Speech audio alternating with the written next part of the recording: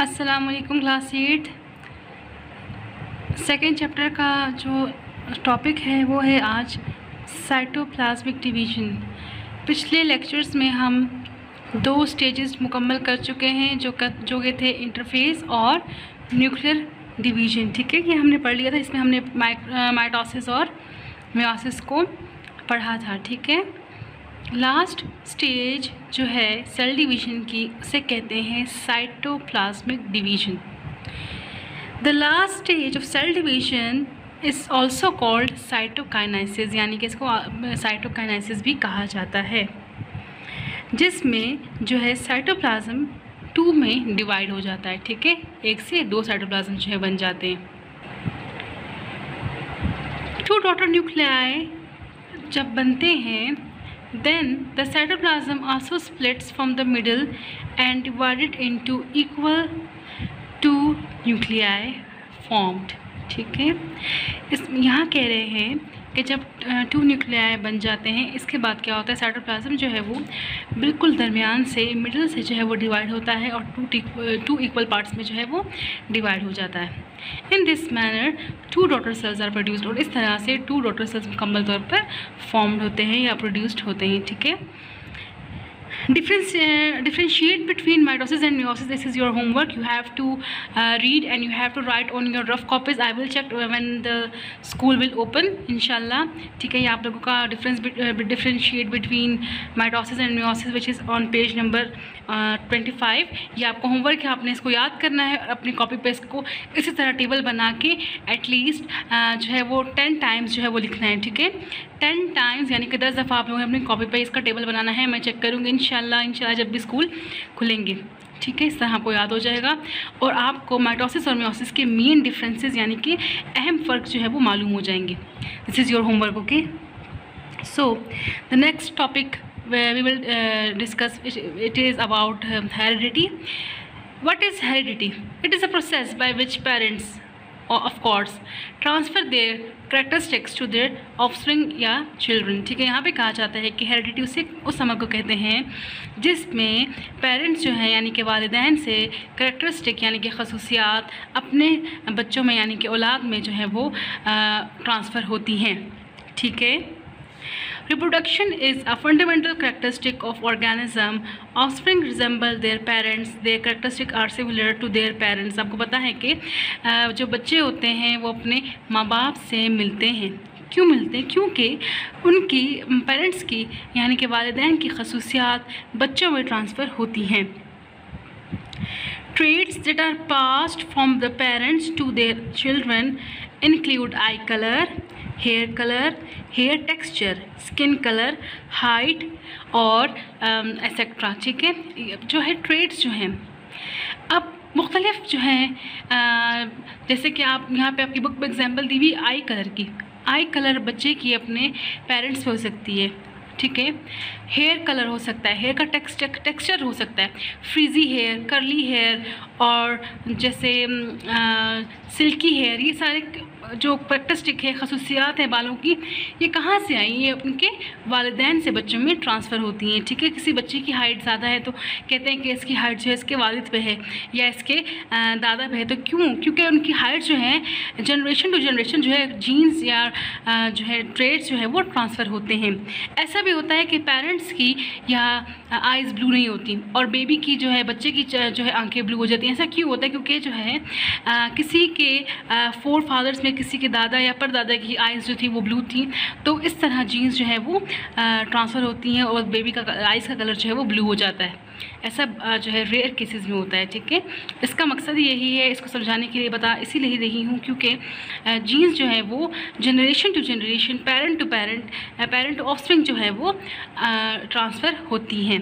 ठीक है, in short characteristics of organism are transferred to offspring during reproduction process. Thus, the process of transfer of characteristic from parents to offspring is called heredity। वो अमल जिसमें जो तमाम खसूसियात parents से बच्चों में मुंतकिल होती हैं उस अमल को कहा जाता है हेरिडिटी। ठीक है, समझ में आ गई? And what are the basis of heredity? Heredity की बेस क्या है? The number of chromosome in parent cell become double during cell division. We know that when the meiosis occur, हमने देखा था कि जब meiosis हो रही थी तब number of chromosome क्या थे, डबल हो रहे थे, ठीक है, वो न्यूक्लियर सेल बन गए थे, ठीक है.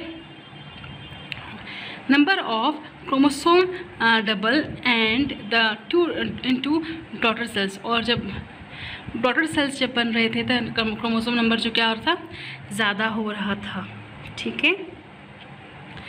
द हेरिडिटी मटीरियल, तो जो हेरिडिटी का मटीरियल है जिसमें तमाम जो है जेनेटिक मटीरियल, जिसमें तमाम खसूसियात स्टोर होती हैं, उसे हम क्या कहते हैं, डीएनए. डीएनए को क्या कहते हैं, डीऑक्सीराइबोज न्यूक्लिक एसिड. क्या कहते हैं, डीऑक्सीराइबोज न्यूक्लिक एसिड. इसको हम लोग शॉर्ट फॉर्म में लिखे तो हम इसको बोलते हैं डीएनए, ठीक है. डीएनए जो है उसमें तमाम हमारी हेरिडिटी मटेरियल यानी कि जेनेटिक इन्फॉर्मेशन होती है, जीन्स मौजूद होती हैं, और ये जीन्स जो है वो डिफरेंट फंक्शन परफॉर्म करती हैं, ठीक है. This also becomes double and divided in equal amount two daughter cell. यहाँ पे कह रहे हैं कि जब डीएनए भी जब सेल डिवीजन होती है तो ये भी डबल हो जाता है और फिर डिवाइड होता है तमाम डॉटर सेल्स में इक्वली, ठीक है, यानी कि बराबर बराबर जो है वो डॉटर सेल्स में तकसीम हो जाता है, चला जाता है, ट्रांसफ़र हो जाता है, ठीक है. फॉर दिस रीज़न, इसी वजह से chromosome and DNA are termed as basis of heredity. इसी वजह से जो हेरिडिटी की बेस जो है वो किसको कहा गया है, क्रोमोसोम्स और डीएनए को कहा गया है. Clear, okay. Now come towards the topic chromosome. Chromosome क्या है? The chromosomes are thread-like structures which acquire distinct shaped in the nucleus of the cell at the start of cell division. Chromosome बच्चे क्या होता है, ये thread like धागे नुमा जो है इनकी जो है वो एक लंबा सा फाइबर होता है जिस पे जीन्स जो है वो लोकेटेड होती है, जीन्स मौजूद होती हैं. और जो है वो सेल डिवीजन में क्या होता है, जैसे आपको अपने फ़ोन की जैसे पीटी सेल की रिसीवर की जो है वायर होती है जो बिल्कुल कर्ल होती है, ठीक है, बिल्कुल जैसे राउंड हुई भी होती है, फोल्ड हुई भी होती है, उस तरह ये हमारे सेल्स में जो है मौजूद होता है, ठीक है. जब आप लोगों को पता है कि क्रोमोसोम की शेप जो है वो एक्स और वाई की तरह होती है, ठीक है. एक्स जो है जैसे मैंने कभी बोर्ड पर जो है वो क्रोमोसोम बनाया है, ये बिल्कुल आपको एक्स की शेप में नज़र आ रहा है. जो वाई शेप में उसमें जो है वो क्रोमोसोम जो है वो डिफरेंट होता है, इसीलिए उसको वाई शेप्ड कहते हैं, ठीक है. Each chromosome has 2 arms which are called chromatids. बच्चा आप लोगों को जो इसके आर्म्स नज़र आ रही हैं, एक आर्म लेफ्ट पे, एक आर्म राइट पे, ठीक है, ये क्या है, इसके आर्म्स हैं, और इन आर्म्स को क्रोमेटिड कहा जाता है. एक आर्म कहलाती है क्रोमेटिड और 2 आर्म्स क्या कहलाएंगी, क्रोमेटिड्स, ठीक है. देखिए ये वाली आर्म जो क्या है पूरी क्रोमेटिड है, ये वाली आर्म क्या है, पूरी क्रोमेटिड है, ठीक है. ये आर्म और ये आर्म जो इसको क्या हम कहते हैं, क्रोमेटिड्स कहते हैं, ठीक है. अब इस क्रोमोसोम में जो ये धागे नुमा जो आप स्ट्रक्चर देख रहे हैं ये क्या है, डीएनए है, और डीएनए कहाँ होता है, क्रोमोसोम के अंदर होता है, ठीक है. ये डीएनए क्या काम करता है, ये डीएनए सारी जेनेटिक इन्फॉर्मेशन स्टोर करता है और मुख्तलिफ़ किस्म की प्रोटीन्स बनाता है जो कि मुख्तलिफ़ फंक्शंस जो है वो परफॉर्म करती हैं. फर्स्ट टाइप देर आर, आपकी बुक में कहा गया है कि the chromatids are joint at the point which is called centromere. Green colour का आपको एक जो है वो पॉइंट नज़र आ रहा है, इससे मैंने कहा है सेंट्रोमेयर.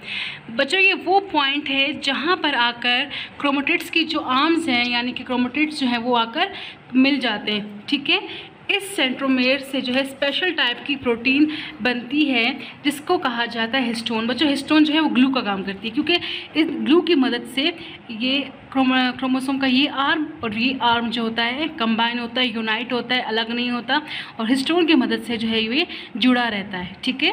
अच्छा, जहाँ पे ये जो क्रोमोसोम कंबाइन हो रहे हैं इस पॉइंट को क्या कहा गया है?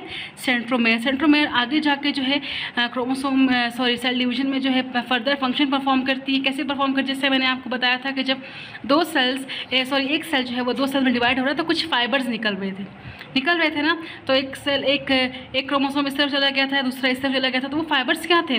वो फाइबर्स जो थे वो इस जो है सेंट्रोमेयर्स की मदद से बने, क्योंकि ये सेंट्रोमेयर क्या करता है, ये जो है जब सेल डिवीजन स्टार्ट होती है तो ये भी अलग हो जाता है और इसका एक आर्म इसके साथ जो चला जाता है, एक आर्म इसके साथ चला जाता है। ठीक है। जब इसको हम लोग हाफ करेंगे ना, देखिए अगर मैं इसको हाफ कर दूँ,